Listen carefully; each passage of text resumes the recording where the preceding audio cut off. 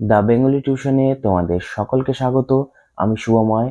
আজ তোমাদের একটি ভীষণ ইম্পর্টেন্ট টপিক নিয়ে আলোচনা করছি। তোমরা অনেকেই অনুরোধ করেছিলে স্যার চিঠি এবং রচনার একটি ভিডিও তৈরি করুন। আজ আমি শুধুমাত্র তোমাদের জন্য এই চিঠি এবং রচনার এই ভিডিওটি তুলে ধরেছি। দেখো, তোমাদের দুটো চিঠি আসে সম্পাদকের কাছে এবং এই দুটোর মধ্যে তোমাদের একটা বেছে নিয়ে লিখতে হয়। এবার অনেকেই সম্পাদকের কাছে চিঠি লিখতে পারো না। আজ আমি এই ভিডিওটিতে একদম হাতে কলমে ধরে ধরে তোমাদের সম্পাদকের কাছে চিঠি লেখানো শিখিয়ে দেব। একটি ফরম্যাট আমি তোমাদের কাছে তুলে ধরবো, সেই ফরম্যাটটি তোমরা খাতায় টুকে নিবে, মুখস্থ করবে এবং এই ফরম্যাটটির সাথে শুধুমাত্র বিষয়বস্তুটাকে যদি তুমি অ্যাড করে দাও, সেক্ষেত্রে তোমার চিঠিটি খুব সুন্দর দাঁড়িয়ে যাবে এবং আমি দায়িত্ব নিয়ে বলছি তোমরা 5-এ 5 তুলতে পারবে। মানে একটি যথেষ্ট ভালো মার্কস তোমরা এইভাবে যদি চিঠি লেখো, সেক্ষেত্রে তোমরা কিন্তু তুলতে পারবে। আর রচনার কিছু কিছু ইম্পর্টেন্ট আমি দিয়ে দিব, সেই ইম্পর্টেন্ট রচনাগুলি তোমরা একটু চোখ বুলিয়ে যাবে আর সেক্ষেত্রে তোমাদের অনেক উপকার হবে। তো চলো তাহলে বেশি কথা না বাড়িয়ে আমরা শুরু করি আমাদের এই ভিডিওটি। তোমরা যারা সিবিএসইতে এবার বোর্ডস দেবে, তাদের জন্য এই সম্পাদকের চিঠির ফরম্যাটটি ভীষণ প্রয়োজনীয়। দেখো, তোমাদের দুটো চিঠি আসে অপশনে এবং দুটোই সম্পাদকের কাছে। তো কাজেই তোমাদের বন্ধুর কাছে বা অন্য কোনো বাবা মা কাকা দাদু দিদা ইত্যাদির কোনো অপশানই নেই, তোমাদের সম্পাদকের কাছেই চিঠি আসবে। সেটা তোমাদের মেন্টালি প্রিপেয়ার হয়েই যেতে হবে। তো কাজেই তোমাদের হাতে যেহেতু অপশন নেই, এই ফরম্যাটটিকে তোমরা খুব সুন্দর করে মুখস্থ করে নেবে। আর এই ফরম্যাটটিকে যদি তুমি মুখস্থ করো, দেখো থাকেই তো 5, বেশি লেখার প্রয়োজন নেই। তার মধ্যে এখানে কতগুলো লেখাই রয়েছে। এর সাথে যদি তুমি একটু সাবজেক্ট যদি ঢুকিয়ে দাও, তাহলে তোমার চিঠিটি অনেক বড় হয়ে যাবে এবং 5-এ 5 তোমরা পাবে, এটা আমি আশা রাখি। আরেকটি কথা বলে দেই, তোমাদের এর আগের বার যেটি এসছিল সেটিতে নির্দিষ্ট করে বলে দিয়েছিল যে এই সম্পাদকের কাছে লেখো। তো সেভাবে আসলে সম্পাদকটা ওটাই রাখতে হবে, নিজের খেয়াল খুশি মতো করা যাবে না। আর যদি আসে যে যেকোনো সম্পাদকের কাছে দাও, তাহলে তুমি এখানে একটি অ্যাড্রেস রয়েছে আনন্দবাজার পত্রিকার, সেটি দিয়ে দিতে পারবে। চলো তাহলে দেখে নেই একটু। প্রথমেই বাঁদিকে দিয়ে শুরু করবে। বাঁদিকে প্রথমে লিখবে মাননীয়, কমা দিবে, সম্পাদক মহাশয় সমীপেশু, সমীপেশু বানানটা একটু ভুল রয়েছে, ঠিক করে নিবে। আনন্দবাজার পত্রিকা 6, প্রফুল্ল সরকার স্ট্রিট, কলকাতা 76। এটাই কিন্তু অ্যাকচুয়াল অ্যাড্রেস। তো যদি চায় যে কোনো সম্পাদকের কাছে, তাহলে আমরা এই অ্যাড্রেসটাই লিখব, ভুল যাতে না হয় এটি একটু খেয়াল রাখবে। বাঁদিকে অ্যাড্রেস হয়ে গেল। এবার তারপর আসবে বিষয়। বিষয়ের পরে ড্যাশ ড্যাশ আছে, ড্যাশ ড্যাশ মানে প্রশ্নে যে বিষয়টি থাকবে সেই বিষয়টি আমরা এখানে তুলে ধরবো খুব সংক্ষেপে। বিষয় তোলা হয়ে গেল। ধরো মোবাইলের কুপ্রভাব নিয়ে সম্পাদকের কাছে চিঠি, বা রাস্তায় চলাচলের সময় মোবাইল ব্যবহার নিষিদ্ধ, এটা নিয়ে। তো সেক্ষেত্রে আমি শুধু সাবজেক্টটা তুলে নিব। সাবজেক্টটা তুলে নিয়ে এই ফাঁকা জায়গাটাতে লিখে দেব। তারপর শুরু করব, দেখো মহাশয়, কমা দিলে। এইবার যেই সাবজেক্টটি আমরা ওখানে লিখেছিলাম বিষয়ে, ওই সাবজেক্টটি আবার লিখব। ধরো রাস্তাঘাটে মোবাইল ব্যবহার বন্ধ সম্পর্কে লেখা। তো এই যে গ্যাপটা, এই গ্যাপের এখানে আমি সাবজেক্টটাকে তুলে ধরবো। ড্যাশ সম্পর্কে লেখা, আমার এই পত্রটি আপনার জনপ্রিয় পত্রিকায় প্রকাশিত হলে বাধিত হব। এটা গেল ইন্ট্রোডাকশন। আর প্রকাশিত হলে বাধিত হব একটু এদিকে চলে আসছে, তোমরা যেখান থেকে শুরু করবে ওখান থেকেই আবার শুরু করবে। এটা একটু এদিকে চলে আসছে, অ্যাডজাস্ট করে নিও। এইবার এটা গেল ইন্ট্রোডাকশন। এবার আমাদের আসবে বক্তব্য বিষয়। বক্তব্য বিষয়ে বেশি কিছু লিখতে হবে না, 3-4 লাইন লিখলেই হয়ে যাবে। সেই 3-4 লাইন আমরা নিজেরাই পারবো। তো এইখানে 3-4 লাইন লিখে নিলাম। 3-4 লাইন লিখে নেওয়ার পরে এইবার আমরা আসবো কনক্লুশনে। কনক্লুশনে দেখো কি বলেছে, এই কারণে আমার মতামত জানিয়ে জনমত গঠনে আপনার সহায়তা প্রার্থনা করছি। কারণ জনমতই পারে এটার একটা সঠিক রাস্তা নির্মাণ করতে। 3টা প্যারা করবে, ইন্ট্রোডাকশন, সাবজেক্ট, কনক্লুশন। 5 নাম্বার যথেষ্ট, আমি দায়িত্ব নিয়ে বলছি, 5-এ 5 দিবে এইভাবে লিখলে। তারপর ডান দিকে ধন্যবাদ সহ নিজের নাম, তার বাঁ দিকে দেখবে বাঁদিকে লিখছি আমি তরঙ্গপুর কালিয়াগঞ্জ তারিখ। তরঙ্গপুর হচ্ছে আমার গ্রামের নাম, কালিয়াগঞ্জ শহরের নাম, আর তারিখ দিবে যেদিন পরীক্ষা হচ্ছে সেদিনটি। তো এবার এটা গেল সম্পাদকের কাছে চিঠি। এবার আমরা কিছু ইম্পর্টেন্স, এই ধরো 10-15টা, তো সেই ইম্পর্টেন্ট কিছু সম্পাদকের কাছে চিঠি তোমাদের সামনে আমি তুলে ধরছি। আশা করি তোমরা এগুলি একটু চোখ বুলিয়ে যাবে। আর কমন পেলেও ভালো, না পেলেও যে ফরম্যাটটা দিয়েছি এটা দিয়ে খুব সহজেই তোমরা সম্পাদকের কাছে চিঠি বানিয়ে নিতে পারবে। চলো তাহলে আমরা কিছু ইম্পর্টেন্ট চিঠি দেখে নেই। এখন তোমাদের সিবিএসসির ইম্পর্টেন্ট কিছু লেটার নিয়ে আলোচনা করব। দেখো, এখানে আমি 13-14টা বা 15টা যে কটাই লেটার দেই না কেন, তোমরা এর মধ্যেই যে লেটার আসবেই সেটা গ্যারান্টি তো কেউ দিতে পারবে না। তাহলে আমি তো ভগবান হয়ে যেতাম, মানে জ্যোতিষশাস্ত্র নিয়ে আমাকে পড়াশোনা করতে হতো। যাই হোক, আমি একটা আইডিয়া করে দেওয়া এগুলো, আর এগুলো প্র্যাকটিস করলেই তোমাদের হয়ে যাবে। আর আমি যেই ফরম্যাটটা দিয়েছি বা যে ফরম্যাটটা তোমাদের প্র্যাকটিস করালাম একটু আগেই, সেই ফরম্যাটটা দেখে তোমরা পৃথিবীর যে কোনো লেটার আসুক না কেন, সমস্ত লেটারই লিখে দিতে পারবে। থাকবে তো মাত্র 5। তার জন্য বেশি টাইম দেওয়ারও দরকার নাই, বেশি খাটুনি করারও দরকার নাই। শর্টকাট যেটুকু না করলেই নয়, সেটুকু করে যেন আমরা 5-এ 5 তুলতে পারি, সেদিকটাই তোমাদের লক্ষ্য রাখতে হবে। তাহলে আর বেশি কথা না বলে তোমরা ওই ফরম্যাটটা মুখস্থ করবে, আর আমি পরবর্তী যে কয়েকটি ইম্পর্টেন্ট লেটার সেগুলির দিকে এগিয়ে যাই। প্রথম যে লেটারটি তোমাদের কাছে রেখেছি সেটি দেখো। তীব্র গরমে তোমার এলাকায় চরম জলসংকট দেখা দিয়েছে। এ বিষয়ে দৃষ্টি আকর্ষণ করে সংবাদপত্রের সম্পাদককে একটি পত্র লেখো। মানে জলের সংকটের ব্যাপারে সংবাদপত্রের সম্পাদকের কাছে একটি পত্র লেখো। 2 নাম্বার, তোমার স্থানীয় অঞ্চলে হকার সমস্যার বিষয়ে জানিয়ে সংবাদপত্রের সম্পাদককে একটি পত্র লেখো। মানে দেখবে হকাররা আজকালকার দিনে ভীষণ সমস্যা তৈরি করে। হুটহাট করে যার তার বাড়িতে ঢুকে যায়, ফ্ল্যাটে ঢুকে যায়, বিভিন্ন ধরনের অস্বস্তিমূলক পরিবেশ তারা সৃষ্টি করে। তো এই ধরনের সমস্যার হাত থেকে বাঁচতে সম্পাদকের কাছে একটি চিঠি লেখো। 3 নাম্বার দেখো, এখনো সমাজে পণপ্রথার রীতি সমানভাবে চলছে। এর পরিণাম সম্বন্ধে তোমার মতামত জানিয়ে দৈনিক পত্রিকার সম্পাদককে একটি পত্র লেখো। মানে যে বিয়ে করার সময় যে সমস্ত পণপ্রথার রীতি গ্রামে গঞ্জে শহরে সমস্ত জায়গায় এগুলি চলছে, তো ভদ্র সমাজে এটাকে পণপ্রথা বলে না, তারা বলে উপহার, গিফট। তো সেই ধরনের একটা যে রীতি, সেই রীতিটা সম্বন্ধে তোমরা সংবাদপত্রে একটি চিঠি লেখো। 4 নাম্বার দেখো, মোবাইল ফোন বিদ্যালয়গামী ছাত্রছাত্রীদের উপর খুব বেশি প্রভাব ফেলেছে। এই প্রভাব থেকে মুক্তির উপায়ের পথ বের করে দৈনিক পত্রিকার সম্পাদককে একটি পত্র লেখো। মানে তোমাদের বয়সী যারা ছেলেমেয়েরা, তারা এখন রিলস বা ইনস্টাগ্রাম, ফেসবুক এই দিকে বেশি ঝুঁকছে। গেম, ছেলেরা তো বিশেষ করে। এই সমস্ত যে একটা কুপ্রভাব, পড়াশোনা বাদ দিয়ে তারা অন্যদিকে চলে যাচ্ছে। এইখান থেকে মুক্তির উপায় সেটি জানিয়ে দৈনিক পত্রিকার সম্পাদকের কাছে একটি পত্র লেখো। শহর কলকাতায় রাত্রিবেলা পথ দুর্ঘটনা বেড়েই চলেছে।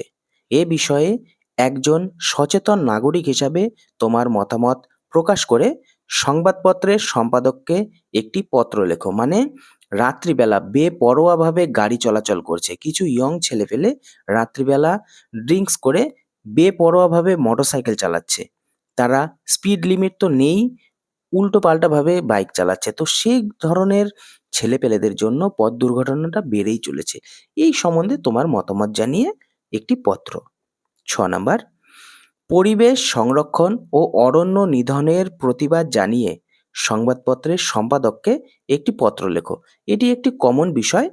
পরিবেশ কিভাবে সংরক্ষণ করা যায় বা অরণ্য নিধন মানে গাছ কাটা কিভাবে রোখা যায়, সেটি নিয়ে সংবাদপত্রের সম্পাদকের কাছে একটি চিঠি। দ্রব্যমূল্য বৃদ্ধি সাধারণ মানুষের জীবনকে অতিষ্ঠ করে তুলেছে। একজন সাধারণ নাগরিক হিসাবে দ্রব্যমূল্য বৃদ্ধির প্রতিবাদ জানিয়ে সংবাদপত্রের সম্পাদককে একটি পত্র লেখো। মানে বর্তমান দিনে যেভাবে জিনিসের দাম বাড়ছে, তার সাথে আয়টা তো বাড়ছে না, আয়টা এক জায়গাতেই রয়েছে, কিন্তু জিনিসের দাম বেড়েই চলেছে। আগে যেটা 5 টাকা দিয়ে চলতো সেটা এখন 10 টাকা লাগছে। তো এই ধরনের দ্রব্যমূল্য বৃদ্ধির তুমি একজন সাধারণ নাগরিক হিসেবে তুমি অতিষ্ঠ হয়ে যাচ্ছ। এত টাকা তোমার পক্ষে দেওয়া সম্ভব হচ্ছে না। এটি জানিয়ে সংবাদপত্রের সম্পাদককে একটি পত্র। 8 নাম্বার দেখো, প্লাস্টিকের যত্রতত্র ব্যবহারে পরিবেশ দূষণ ভয়াবহ আকার নিয়েছে। এই বিষয়ে কোনো দৈনিক সংবাদপত্রের সম্পাদকের কাছে একটি পত্র লেখো। মানে ক্যারি ব্যাগের ব্যবহার বা প্লাস্টিকের এখনকার যে কোনো জিনিস প্লাস্টিকের মোড়কে সেটি দেওয়া হয়। তো এই যে যেখানে সেখানে ব্যবহারের ফলে পরিবেশ তো দূষণ হচ্ছেই, সেটি জানিয়ে তোমার ব্যক্তিগত মতামত জানিয়ে সংবাদপত্রের সম্পাদকের কাছে একটি পত্র লেখো। উৎসবের মরশুম এলেই চাঁদা আদায়ের প্রবণতা দেখা যায়। এই চাঁদা আদায়ের অভিযোগের বিরোধিতা করে তোমার মতামত জানিয়ে সংবাদপত্রের সম্পাদককে একটি পত্র লেখো। বিভিন্ন ধরনের পূজা, কালী পূজা, দুর্গা পূজা, তারপর জগদ্ধাত্রী পূজা, বিভিন্ন ধরনের পূজা, সেই পূজা এলে পরেই চাঁদা আদায়ের যে একটা অত্যাচার, মানে এখন তো সরকার থেকেও টাকা পয়সা দিচ্ছে, তবুও যে ক্লাব মেম্বাররা তারা তো চাঁদা তোলা বন্ধ করছে না। তারা চাঁদা আদায়। তাছাড়া মনে করো এখন ফ্ল্যাট কিনলে বা যেকোনো একটি জায়গা কিনলেই সেখানেও চাঁদা দিতে হয়। এই ধরনের যে অভিযোগ সবার মধ্যেই রয়েছে, কিন্তু আমরা কেউ জানাতে ভয় পাই। তো তুমি সংবাদপত্রের সম্পাদককে এই ধরনের একটি অভিযোগ জানিয়ে চিঠি লিখবে।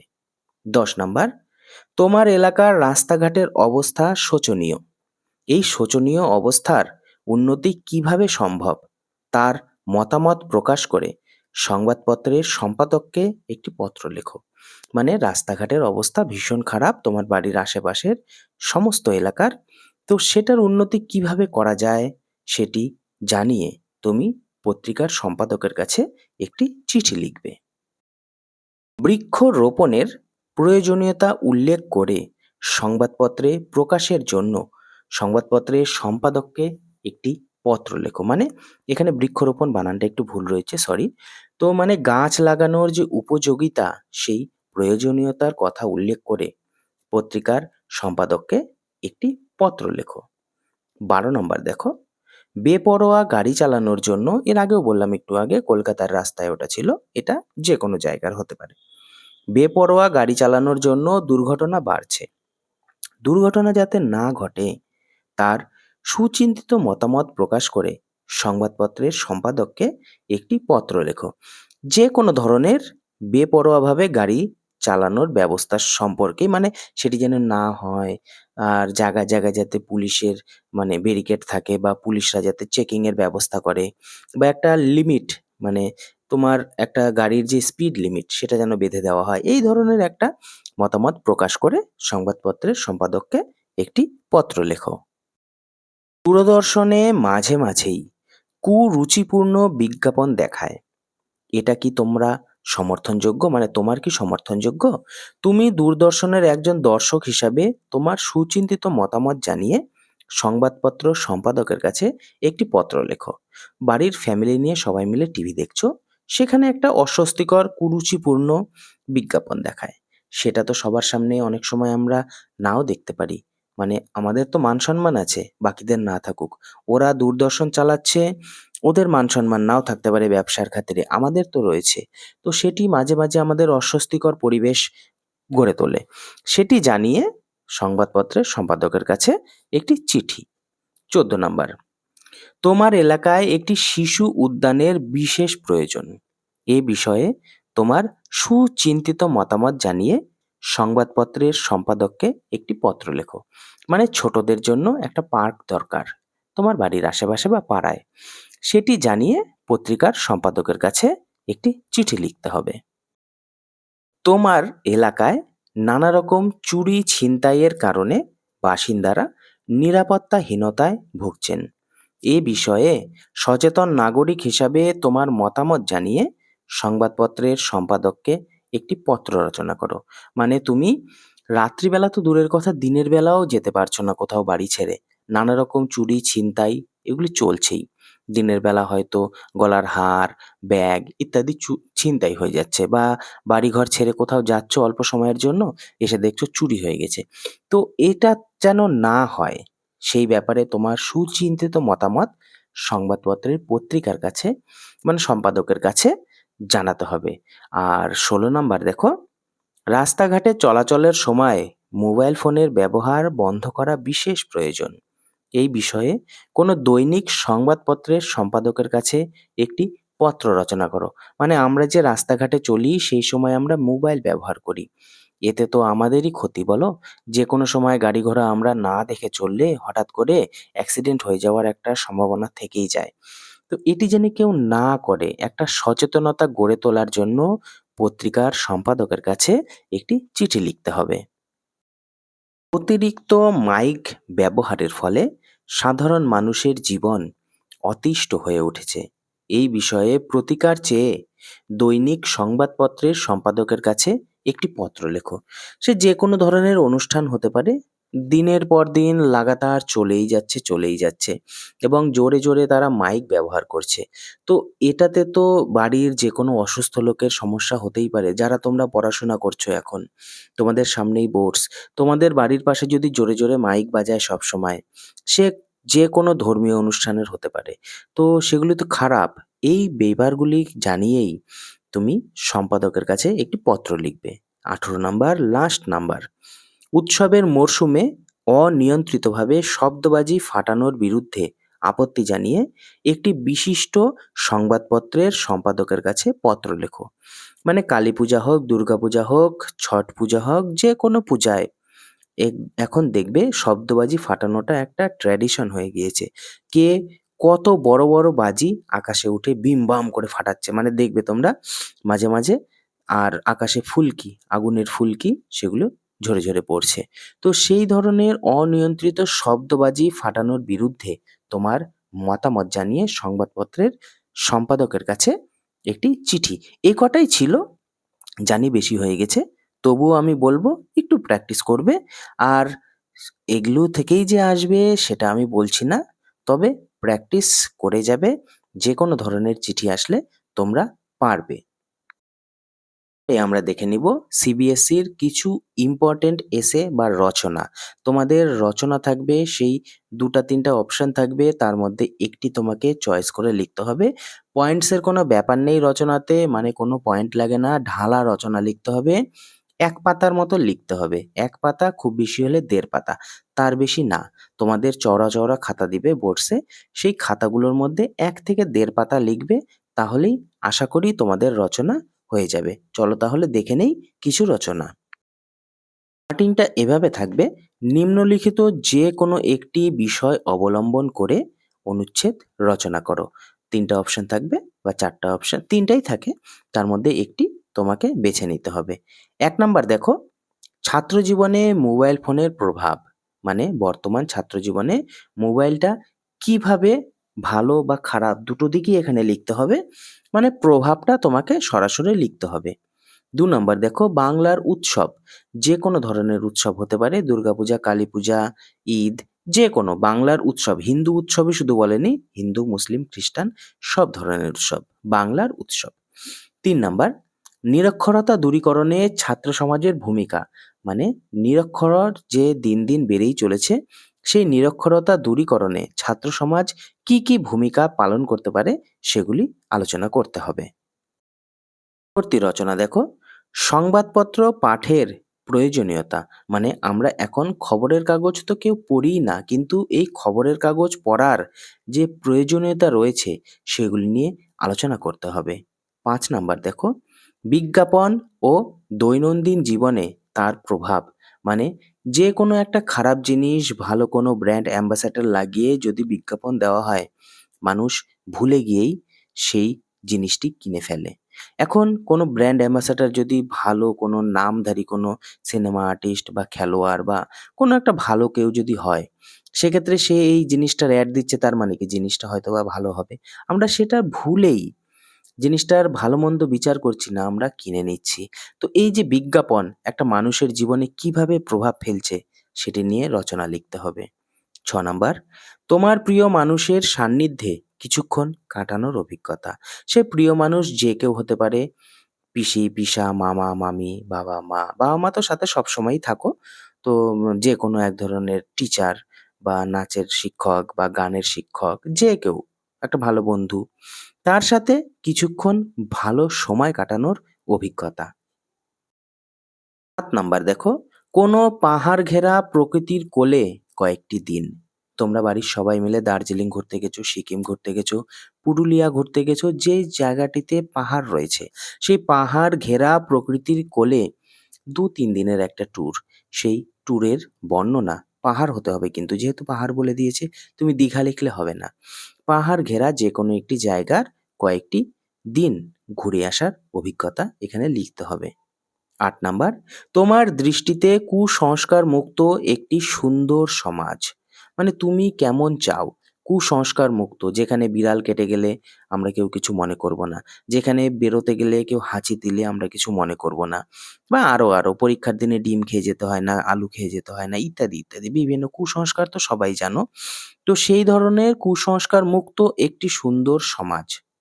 ৯ নাম্বার, চলবাস ছাড়া চলমান জীবন অচল। তার মানে মোবাইল ছাড়া বর্তমান জীবন অচল। সেটি তোমরা সবাই জানো। আর এই ব্যাপার নিয়েই রচনা লিখতে হবে।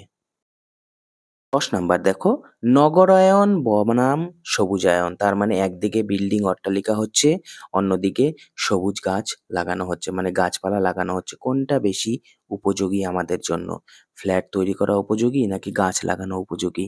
এই নগরায়ন বনাম সবুজায়ন মানে ভার্সেস, এই দুটো জিনিসের তুলনা করে রচনাটি লিখতে হবে। ১১ নাম্বার, কম্পিউটার গেমসের হাতছানিতে কমে যাচ্ছে খেলার মাঠের আকর্ষণ। মানে বর্তমান কালের যে ছেলেমেয়েরা রয়েছে, তারা সবাই কম্পিউটারেই গেম খেলছে। তারা কেউ মাঠের মুখী হচ্ছে না। তো সেই খেলার মাঠের আকর্ষণ যে কমে যাচ্ছে, সেই বিষয়টি নিয়েই তোমাকে রচনা লিখতে হবে। ১২ নম্বর, লেখাপড়ার বাইরে ছাত্রছাত্রীদের সামাজিক কর্তব্য। শুধুমাত্র পড়ে গেলে আর কিছুই করলে না, তাহলে তো হবে না। লেখাপড়ার পাশাপাশি তোমাদের অনেক সামাজিক দায়িত্ব কর্তব্য রয়েছে। বয়স্কদের প্রতি দায়িত্ব কর্তব্য, বাবা-মার প্রতি, ভাই-বোনেদের প্রতি, শিক্ষক-শিক্ষিকাদের প্রতি, তোমাদের যে জুনিয়র ছেলেমেয়েরা রয়েছে স্কুলে, তাদের প্রতিও সামাজিক কর্তব্য রয়েছে। তো সেই ধরনের সামাজিক কর্তব্যগুলি এখানে আলোচনা করতে হবে। ১৩ নাম্বার দেখো, একটি পাহাড়ি এলাকায় বেড়াতে গিয়ে সেখানকার বিপর্যয়ের ফলে ৪ দিন আটকে থাকার অভিজ্ঞতা। তুমি দার্জিলিং ঘুরতে গেছো, সিকিম ঘুরতে গেছো, কিছুদিন আগেই তো হলো সিকিমে যে ভয়াবহ বন্যা হলো, যার ফলে ওখানে সব পর্যটকরা আটকে গিয়েছিল। তো ৪ দিন আটকে থাকার যে একটা ভয়ঙ্কর বর্ণনা, সেই বর্ণনাটি তোমাকে লিখতে হবে। নিজেকে ফিল করবে যে আমি আটকে গেলে কি ধরনের পরিস্থিতির সম্মুখীন আমি হতাম। সেই সম্মুখীনগুলা তোমাকে লিখতে হবে, অসুবিধেগুলো। সেখানে হোটেলের দাম, খাওয়ার মিলবে না সচরাচর, তারপর একটা ভয় সবসময় কাজ করবে। সেই অভিজ্ঞতাগুলো লিখতে হবে। ১৪ নাম্বার, এবং এটাই শেষ। ছাত্র জীবনের প্রধান লক্ষ্য জ্ঞান অর্জন। কিন্তু তারা কি সমাজসেবা করবে না? এটাই কিছুক্ষণ আগে আমি বললাম, এর আগেই, যে ছাত্রছাত্রীদের পড়াশোনার পাশাপাশি তাদের সামাজিক একটি দায়িত্ব কর্তব্য থাকে। এই রচনাটি এবং ওই রচনাটি একই। দেখো, খালি একটু হেডিংটা আলাদা কিন্তু বিষয়বস্তু সম্পূর্ণ এক। তাহলে এই কয়টি রচনা তোমরা প্র্যাকটিস করবে। আমি গ্যারান্টি দিচ্ছি না যে আসবেই, কিন্তু আসার সম্ভাবনা আছে।